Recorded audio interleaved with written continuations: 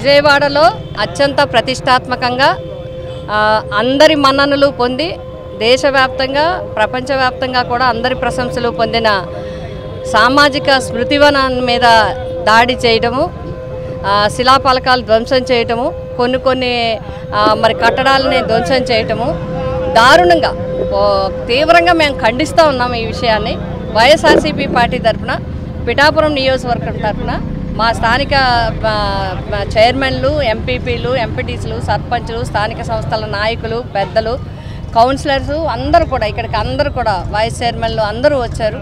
అందరూ వచ్చి ఈ తీవ్రమైన దాడిని ఖండిస్తూ ఉన్నారు. ఎందుచేతనంటే ఎంతో ప్రతిష్టాత్మకంగా అత్యంత శ్రద్ధతో అంబేద్కర్ గారు రాజ్యాంగ నిర్మాత, భారతరత్న అంబేద్కర్ గారు ఈ సమాజానికి ఈ భూమి ఉన్నంత వరకు ఒక దిశ చూపించిన వ్యక్తి, జీవితాన్ని త్యాగం చేసి సమాజానికి అంకితం చేసిన మహా వ్యక్తి. అటువంటి వ్యక్తి యొక్క విగ్రహం నిర్మాణం అనేది చాలా ప్రతిష్టాత్మకంగా జరిగింది. ఎన్నో ఓపెన్ చేసిన దగ్గర నుంచి గత జనవరిలో దీన్ని ప్రారంభించిన దగ్గర నుంచి స్టడీ టూర్స్కి చాలామంది రావటం జరుగుతుంది. అటువంటి వాటిలో ఈ రకంగా రాజకీయం చేసి అక్కడ ధ్వంసం చేయడానికి ప్రయత్నించడం అనేది మరి చాలా దారుణమైన విషయం. దీన్ని తీవ్రంగా మేము నిరసిస్తూ రాష్ట్ర వ్యాప్తంగా కూడా కార్యక్రమాలు చేపట్టడం జరిగింది. ఎందుకంటే ఈ ప్రభుత్వం వచ్చినప్పటి నుంచి కూడా దాడులు, ధ్వంసాలు, మనుషుల్ని మర్డర్లు చేయటం, నిర్దాక్షిణ్యంగా పోలీసులు చూస్తుండగా మనుషుల మీద దాడి చేయడం జరిగింది. మరి మనుషుల్ని మర్డర్ చేయడం జరిగింది, హత్యలు చేయడం జరిగింది, ధ్వంసం చేయడం జరిగింది. ఈనాడు అంబేద్కర్ గారి స్మృతివనం మీదే కూడా దాడి చేయాలని చేయడం. అక్కడ మాకు వచ్చిన సమాచారం ప్రకారము అక్కడ పోలీసులు ఉన్నారు, అక్కడ సిబ్బంది అంతా ఉన్నారు. వాళ్ళ దగ్గర ఫోనులు లాక్కొని లైట్లు ఆఫ్ చేసి ధ్వంసం చేసి, ఈ విషయం తెలిసి ప్రెస్ వారికి ఫోన్ చేసినా, ఎవరికి ఫోన్ చేసినా ఫోన్లు లాక్కున్న పరిస్థితులు ఉన్నాయని అక్కడ చెప్పడం జరుగుతుంది.